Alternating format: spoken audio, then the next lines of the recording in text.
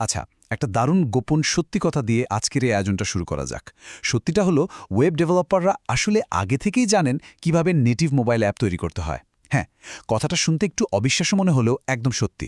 যে স্কিলগুলো দিয়ে আমরা চমৎকার সব ওয়েবসাইট তৈরি করি, ঠিক সেই একই স্কিল সেট দিয়ে এখন দারুণ সব মোবাইল অ্যাপ্লিকেশনও বানানো সম্ভব। আমাদের আজকের এই রোডম্যাপে থাকছে মূলত 5টি ধাপ। ওয়েব থেকে মোবাইলের বেসিক এলিমেন্ট অনুবাদ দিয়ে শুরু করে আমরা ধাপে ধাপে পৌঁছাবো একটি রিয়েল লাইফ মাল্টিলেয়ার্ড মোবাইল অ্যাপ্লিকেশনের ব্লুপ্রিন্ট পর্যন্ত। চলুন শুরু করা যাক। তো আমাদের প্রথম পর্ব ওয়েব থেকে মোবাইল ট্রান্সলেশন বা অনুবাদ। রিয়্যাক্ট নেটিভকে আমরা একটা পরিচিত বিদেশি ভাষার মতো ভাবতে পারি। এই ভাষার ব্যাকরণ কিন্তু রিয়্যাক্টের মতোই একদম এক, শুধু এর শব্দভাণ্ডার বা ভোকাবিউলারিতে কিছুটা পরিবর্তন আসে। ব্যাপারটা অনেকটা চেনা শব্দের নতুন অর্থ শেখার মতো। ওয়েবে আমরা যেটাকে ডিভ ট্যাগ বলি, মোবাইলে সেটাই হয়ে যাচ্ছে ভিউ। ওয়েবের বাটন এখানে রূপ নিচ্ছে টাচ অপ্যাসিটিতে, আর স্ক্রল করার জন্য যে ওভারফ্লো স্ক্রল ব্যবহার করা হতো তা পাল্টে গিয়ে হচ্ছে স্ক্রল ভিউ। আগের ওয়েব ডেভেলপমেন্ট নলেজের সাথে এই নতুন ফ্রেমওয়ার্ককে মেলানোর এর চেয়ে সহজ উপায় আর হয় না। মজার ব্যাপার কি জানেন? এখানকার মাত্র 8টা কোর বা মূল কম্পোনেন্ট ঠিকঠাক আয়ত্ত করতে পারলেই যে কোনো মোবাইল ইন্টারফেস তৈরির একটা কমপ্লিট ডিকশনারি হাতে পেয়ে যাবেন। লেআউটের জন্য ভিউ, যে কোনো টেক্সটের জন্য টেক্সট, ছবির জন্য ইমেজ, আর লিস্ট দেখানোর জন্য ফ্ল্যাট লিস্ট। মূলত এই গুটি কয়েক জিনিস দিয়েই প্রায় যে কোনো ইউজার ইন্টারফেস দাঁড় করানো যায়। তবে হ্যাঁ, এখানে একটা গোল্ডেন রুল বা সুবর্ণ নিয়ম আছে। আর এই নিয়মটা যদি কেউ এড়িয়ে যায় তাহলে পুরো অ্যাপ্লিকেশনটাই মুহূর্তের মধ্যে ক্র্যাশ করতে পারে। ধরুন কোনো লেখাকে সরাসরি ভিউ ট্যাগের ভেতর রেখে দিলেন, টেক্সট কম্পোনেন্ট দিয়ে মুড়িয়ে দিলেন না, ব্যাস সাথে সাথেই এরর। তাই এই রুলটা সবসময় মাথায় গেঁথে রাখা খুব জরুরি। প্রতিটি টেক্সট বা স্ট্রিং অবশ্যই, আমি আবারও বলছি, অবশ্যই একটি টেক্সট কম্পোনেন্টের ভেতরেই থাকতে হবে। এবার আসা যাক 2 নম্বর পর্বে, মোবাইল লেআউটের কিছু অদ্ভুত বিষয় হ্যান্ডেল করা। মোবাইল প্ল্যাটফর্মে কাজ করার মানেই হল ফোনগুলোর আলাদা ফিজিক্যাল সাইজ আর পারফরম্যান্সের বাস্তবতাকে মেনে নেয়া। ফোনের স্ক্রিনের ওপরের দিকে যে নচ বা ক্যামেরার কাটআউট থাকে, তার নিচে আপনার অ্যাপের কন্টেন্ট ঢাকা পড়ে গেলে কেমন লাগবে? বেশ বিরক্তিকর, তাই না? ঠিক এখানেই সেফ এরিয়া ভিউয়ের ম্যাজিক। এটি ইম্পোর্ট করে নিলে ইন্টারফেস বা দরকারি কোনো তথ্য ওই নচের নিচে বেমানানভাবে ঢাকা পড়ে যাওয়ার আর কোনো ভয় থাকে না। পারফরম্যান্সের কথায় আসি। স্ক্রল ভিউ ছোট কন্টেন্টের জন্য ভালো, কিন্তু এটি একসাথে সবগুলো আইটেম রেন্ডার করে বলে বেশ মেমোরি টানে। অন্যদিকে লম্বা বা ইনফিনিট লিস্টের জন্য ফ্ল্যাট লিস্ট ব্যবহার করাটা একদম মাস্ট, কারণ এটি কেবল স্ক্রিনে যতটুকু অংশ দেখা যাচ্ছে ঠিক ততটুকুই মেমোরিতে রাখে। পারফরম্যান্সের জন্য এটা আক্ষরিক অর্থেই একটা গেম চেঞ্জার। আমাদের 3 নম্বর পর্ব, স্টাইলিং ও রাউটিং সলিউশন।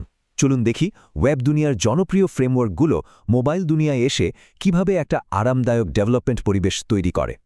এখানে একটা বড় চমক আছে। রিয়্যাক্ট নেটিভে কিন্তু কোনো সিএসএস ফাইল নেই। স্টাইলগুলো মূলত জাভাস্ক্রিপ্ট অবজেক্ট হিসেবে কাজ করে। এগুলো কাঁচা সংখ্যা বা ডেনসিটি ইন্ডিপেন্ডেন্ট পিক্সেল ব্যবহার করে।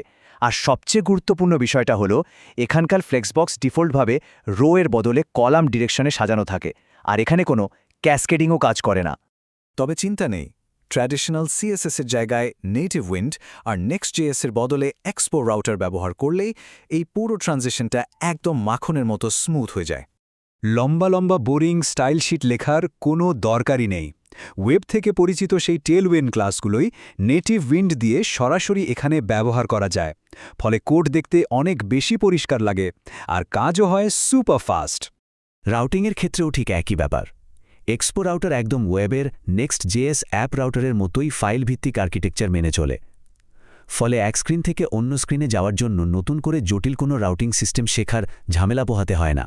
4 নম্বর পর্বে আমরা দেখব 4 লেয়ার অ্যাপ আর্কিটেকচার। এতক্ষণ তো অনেক থিওরি দেখলাম, এবার চলুন সরাসরি প্র্যাকটিক্যাল ফিল্ডে যাই। একটা পূর্ণাঙ্গ রিয়েল এস্টেট অ্যাপের ব্লুপ্রিন্ট ঘেঁটে দেখলে পুরো আর্কিটেকচারটা একদম ক্রিস্টাল ক্লিয়ার হয়ে যাবে।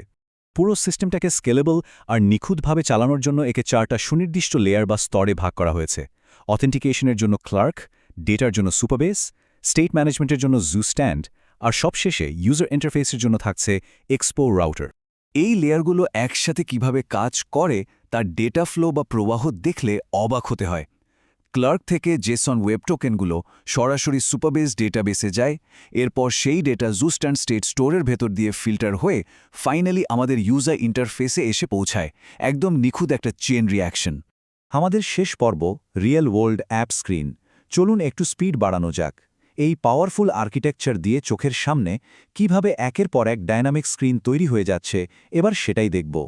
শুরুতেই লগ ইন বা অথেন্টিকেশন স্ক্রিন, ক্লার্কের সাহায্যে সাইন ইন আর ওটিপি ভেরিফিকেশনের কাজটা এত ইজিলি ম্যানেজ হয় যে চিন্তার বাইরে। আর এক্সপো রাউটার অটোমেটিক্যালি রাউটগুলোকে সুরক্ষিত রাখে, তাই সিকিউরিটি নিয়ে নো টেনশন। লগ ইন করার পরপরই হোম স্ক্রিন।